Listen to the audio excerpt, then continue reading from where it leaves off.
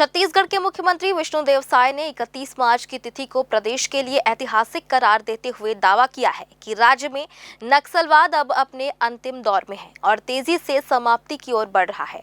मुख्यमंत्री ने इस बड़ी सफलता का पूरा श्रेय प्रधानमंत्री नरेंद्र मोदी और केंद्रीय गृह मंत्री अमित शाह के सशक्त नेतृत्व और उनकी सटीक रणनीति को देते हुए छत्तीसगढ़ की 3 करोड़ जनता की ओर से केंद्र सरकार का आभार व्यक्त किया है। उन्होंने पूर्व मुख्यमंत्री भूपेश बघेल पर तीखा पलटवार करते हुए उनके बयानों को पूरी तरह असत्य और वास्तविकता से परे बताया।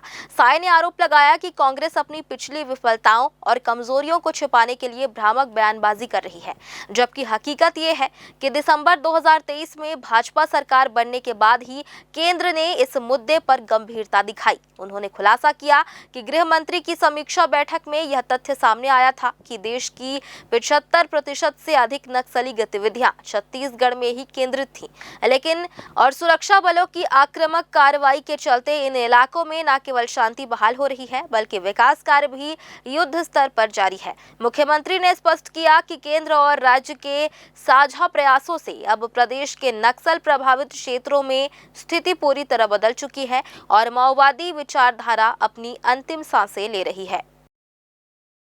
भूपेश बघेल जी ने जो कहा है बिल्कुल असत्य कहा है। अपनी कमजोरी को छिपाने के लिए उन्होंने ऐसा कहा है, जबकि दिसंबर 2023 में छत्तीसगढ़ में सरकार आने के बाद अगले ही महीने माननीय गृह मंत्री जी छत्तीसगढ़ आए और यहाँ पर जितने भी नक्सल प्रभावित प्रदेश थे उनका समीक्षा हुआ।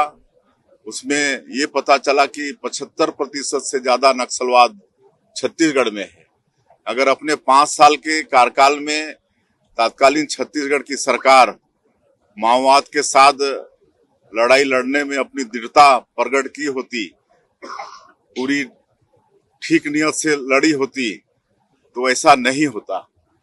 अन्य प्रदेशों में थोड़ा बहुत बचा था तो वही स्थिति यहाँ पर होती, लेकिन प्रदेश शासन का सहयोग केंद्र सरकार को बिल्कुल भी नहीं मिला।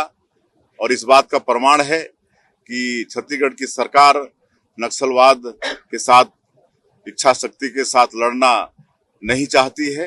और आज अगर भूपेश बघेल इस तरह से बोलते हैं तो वो सरासर झूठ बोल रहे हैं, असत्य बोल रहे हैं।